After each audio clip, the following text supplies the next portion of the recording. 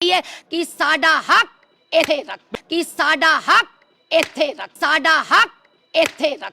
क्यों मातृशक्ति में इतनी शक्ति है कि वो सरकार बनाना भी जानती है और सरकार गिराना भी जानती है। दोस्तों, देश में 3 दिन पहले ही महिला दिवस मनाया गया था और अगर राजस्थान की बात करें तो राजस्थान में महिला दिवस को लेकर एक पखवाड़ा, एक सप्ताह भी मनाया जा रहा है।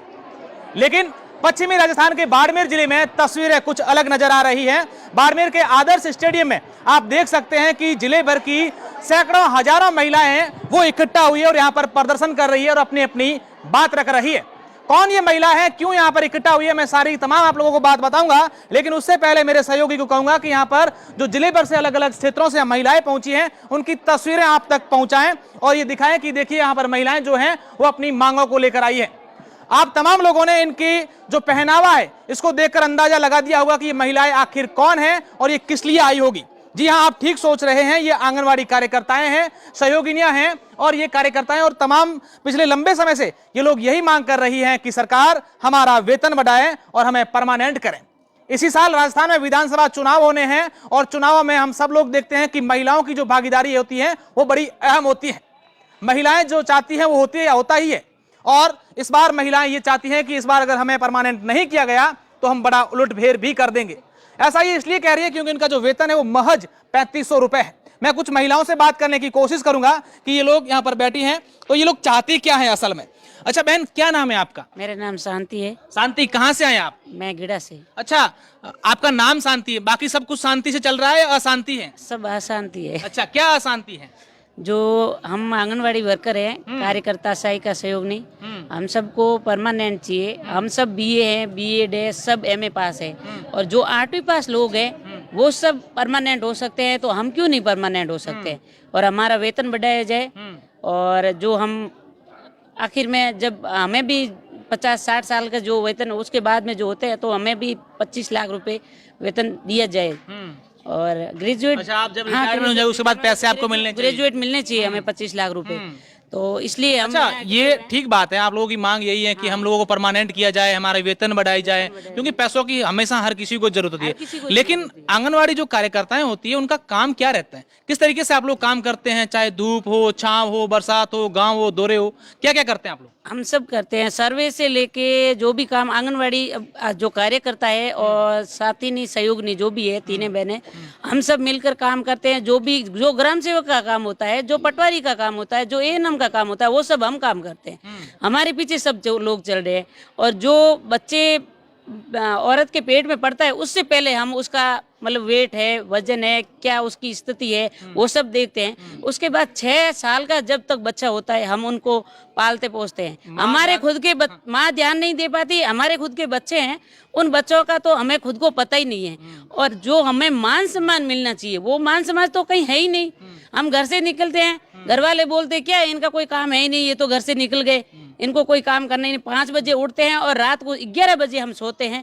हमको मान सम्मान मिलना चाहिए समाज में। निश्चित रूप से मान सम्मान मिलना चाहिए, यही मांग है इन लोगों की। आप बताएं, क्या नाम है आपका? मेरा नाम शांति चौधरी है सर। आप भी शांति है? जी सर। अच्छा, आप ये बताएं कि जिले में कुल कितनी आंगनवाड़ी आप जैसी बहनें हैं जो आज इस तरीके से सरकार से मांग कर रही हैं? हम हजारों बहनें हैं जो इस तरह से परेशान हो रही हैं और हमारा शोषण हो रहा है करीबन 50 साल से।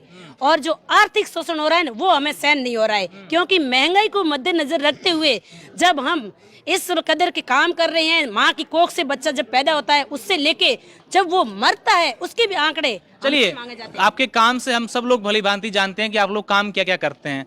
आप कह रहे हैं कि इतनी जो महिलाएं हैं, आप लोगों की तमाम एक ही मांग है कि हमारी वेतन वृद्धि होनी चाहिए, हमें परमानेंट कर देना चाहिए। लेकिन ये सब सरकारें पिछले लंबे समय से आप लोग मांग कर रहे हैं, आखिर क्यों आपकी मांग नहीं सुनी जा रही? आपको क्या लगता है कि कारण क्या है? सर, हम लंबे समय से मांग कर ही नहीं रहे। हमारा शोषण बैनर तले जो संगठन है अदर बने हुए, वो संगठन हमारे उन्होंने शोषण किया और हमको भीड़ के रूप में ही प्रयोग में लिया।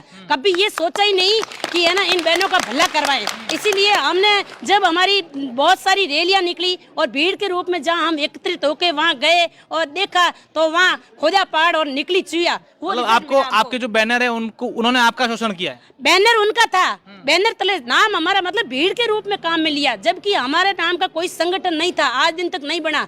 तब से हम बहनें सारी जागी और हमने ये हुंकार ली कि बाड़मेर जिले से ये संगठन निजी संगठन बनाए और हम सरकार के सामने जाके हमारा झंडा गाड़े, हमारे स्वयं का निश्चित रूप से मैं आपसे फिर बात भी करूंगा। एक और बहन है, इनसे बात कर। आपका क्या नाम है? मैं बबीता महेश्वरी। अच्छा बबीता जी, इसी साल राजस्थान में विधानसभा चुनावों ने, क्या आप सरकार को ये संदेश दे रहे हैं कि समय रहते हमारी मांगे मान लो, नहीं तो कुछ बड़ा उलटफेर होने वाला है? बिल्कुल साहब, ये सरकार के सामने हमारी एक संदेश है कि हमें आप जो 2018 में उन्होंने वादा किया था वो उनको भूल गए हैं। आज हम उनको वो याद दिलाने के लिए बाड़मेर से हमने ये हुंकार भरी है।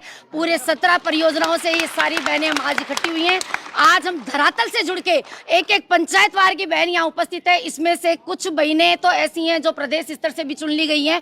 तो ये सारी बहनें हम सब मिलके पूरा परिवार हमने बनाया। 4 वर्कर हम एक विभाग में काम करते हैं और चारों बहनों को हमको परमानेंट होना है। भले ही आशाओं को डिपार्टमेंटल अलग कर दिया गया है, डिपार्टमेंटल अलग कर दिया गया है, लेकिन आज तक उनको भी परमानेंट नहीं किया गया है। साहब, जिद हमारी यही है, हुंकार हमारी यही है, हक हमारा यही है कि साडा हक इत्थे तक। बिल्कुल, देखिए गुस्सा है महिलाओं में और गुस्सा जायज भी है, क्योंकि लंबे समय से इन लोगों की मांग है। एक महिला जो होती है उस पूरा घर का जो कामकाज जो महिला पर डिपेंड रहता है, घर की जो महिला होती है उसकी बात उसके पति मानते हैं, उसके ससुर सास परिवार के सब लोग मानते हैं। तो क्या आने वाले चुनाव में आप लोग ये भी तय करेंगे कि भी वोट किसको देना है? ये भी सर तय करेंगे हम वोट किसको देना है। जो परमानेंट हो गए नहीं तभी वोट हो गए, नहीं तो नहीं दूंगी वोट किसी को। मतलब चुनाव का बहिष्कार भी करेंगे? हाँ करेंगे, बिल्कुल करेंगे। अच्छा, किसी और महिला से, आप कमला जी से मैम जानेंगे। आप बताएं कमला जी, कब से आप लोग संघर्ष कर रहे हैं? और आप मैं अभी आया तब आपके भाषण काफी ओजस्वी थे, आप सब लोग तालियां बजा रहे थे। जी, हम 15 जनवरी से ये संघर्ष कर रहे हैं और हमारे सब मांगे भी रखी गई हैं, जिसमें एक परमानेंट होना, दूसरी ग्रेजुएटी के तौर पे 25 लाख चाहिए और जो अन्य विभागों को छुट्टी मिल रही है वो हमें नहीं मिल रही, वो छुट्टियां भी हमें चाहिए और मान सम्मान जिसको मिल रहा है जो वो मिलना चाहिए, वो भी हमें चाहिए। अभी आपने एक बात की थी कि जो लोग 8वीं पास हैं या किसी विभाग में उनको परमानेंट कर दिया गया और हमें नहीं किया, हम बीए है, ग्रेजुएट हैं, किसी ने एमए कर रखी है, क्यों ऐसा रखा गया? क्या जो महिलाओं के सम्मान की जो बराबर की बात करते हैं वो चीजें धरातल पे नहीं है? नहीं, बिल्कुल नहीं है सर। और नारी शक्ति के साथ तो बिल्कुल है ही नहीं सर। हमारा नारी शक्ति का शोषण किया जा रहा है।